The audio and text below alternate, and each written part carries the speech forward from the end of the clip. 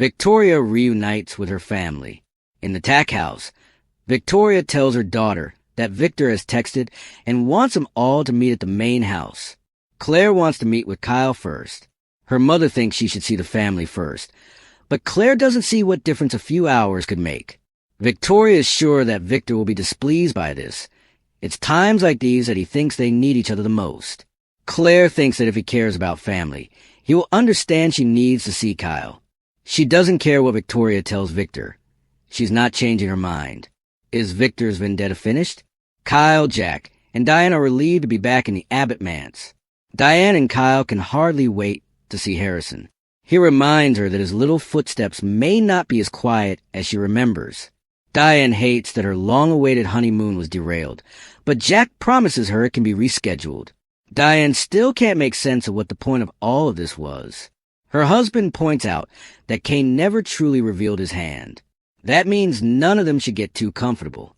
Kyle wishes they could have a day without talking about Kane and the trip from hell. They think of how devastated Amy and Chance's families must be. Diane suggests they go to society for breakfast. Kyle needs a bow to see Claire. He hates that he wasn't there for her. After Kyle leaves, Diane tells Jack she doubts Claire will be happy to find out what happened between Kyle and Audra, not to mention Victor's role in it. That's sure to put a damper on the reunion. Jack says their son did the right thing in exposing Audra and Victor's dirty little plot, but his wife worries that Kyle went to the limit and that won't sit well with Claire. When she compares this to what Jack did to save Nikki, he says he's confident Claire will understand what Kyle did. Diane hopes so, but jealousy is insidious, and it is asking a lot to look past Kyle getting so close to a former lover. The only thing they can hope for is that Kane's mysterious agenda will have Victor distracted, but they know it's not in Victor's DNA to let anything go. The Newmans reunite. Nick, his parents, and Sharon arrive at the new ranch, happy to be away from the maze. Nick feels almost totally healthy, but notices Sharon has been quiet. She admits she can't stop thinking about Chance. He was special and so kind and patient with her. Nick says Summer and Abby were gutted by news of his death. Victor thanks the pair for coming with them from the airport. He's already texted the rest of the family to come over. Nikki is surprised that he thinks the threat from Kane is that imminent. Nick agrees that it is. Victor adds that what is even more important right now is to support Claire and Victoria. They must need their family more than anything. Nick is eager to see his sister. They weren't there when she needed them. Victoria arrives and embraces her parents. She tells them how glad she is to see them. She's never been so heartbroken and empty in her life. It would have been too much to lose one of them as well. Victor admits that Cole was a good man and a good father. He wishes he'd had the chance to tell him that. His daughter is sure Cole will be glad to hear that, wherever he is. Nikki is convinced Cole sensed it. Victor changed his mind about him when he realized how much he loved Victoria and Claire. Nick asks his sister for a hug and wishes he'd been there to help. She admits she could have used his shoulder and tells him he has to stay by her side in the future. His days of fighting guards in European countries are over.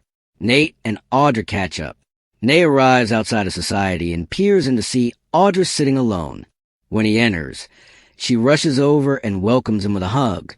He wanted to meet her at the airport, but he's been spread thin. All she's wanted was for him to hold her.